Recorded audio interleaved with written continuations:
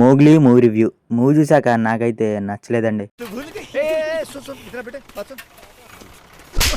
Love స్టోరీలో feel ఉంది, BSK performance బాగుంది, కానీ సినిమా నాకైతే ఎక్కలేదు. రైటింగ్ లేదు, మెయిన్ గా రైటింగ్ ఎక్కలేదు, అందుకే సినిమా ఎక్కలేదు. Writing full routine and outdated అనిపించింది. కొన్ని సీన్లు మటుకు బానే ఉన్నాయి, కానీ మాక్సిమం అయితే బోర్ కొట్టింది మూవీ. ప్లాట్ లైన్ ఏంటంటే చాలా సింపుల్. హీరో అనాథ, హీరోయిన్ కూడా అనాదే.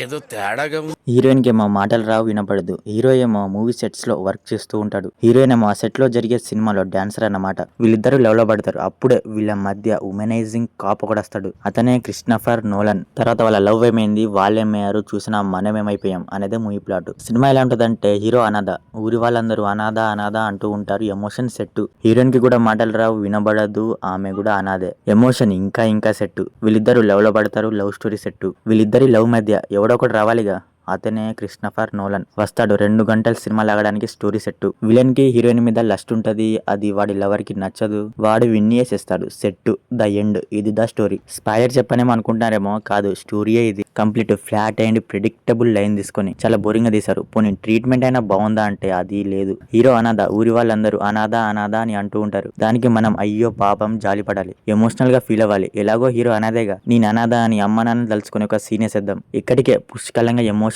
సెట్ అని అనుకున్నారు వాళ్ళు. ఇంటర్వెల్ ఒక fight, 2 songs, climax as it is. Cinema కథం అయిపోయింది. హీరో అనాథ, హీరోయిన్ అనాథ, ఇద్దరు లెవెల్ పడతారు. మధ్యలో ఎవడో కూడా వస్తాడు, వాడు విని చంపేస్తాడు. సినిమా అయిపోద్ది. Routine rod flat predictable movie ఇది. ఆ రైటింగ్, ఎగ్జిక్యూషన్, యాక్షన్ ఇవేం అస్సలు బాలేవు. బిఎస్కే గారి క్యారెక్టర్ స్టార్టింగ్ బానే అనిపించింది, కానీ వెళ్ళే కొద్దీ కంప్లీట్ అవుట్డేటెడ్ ఫీలింగ్ వచ్చింది. పోలీసులు ఇలా ఉండడం ఇదేం కొత్త కాదుగా, చాలా మూవీస్ లో చూసాను నేనైతే. సినిమా ఎండుకు వచ్చేసరికి బిఎస్కే గారి క్యారెక్టర్, క్లైమాక్స్ రెండు దొబ్బాయి.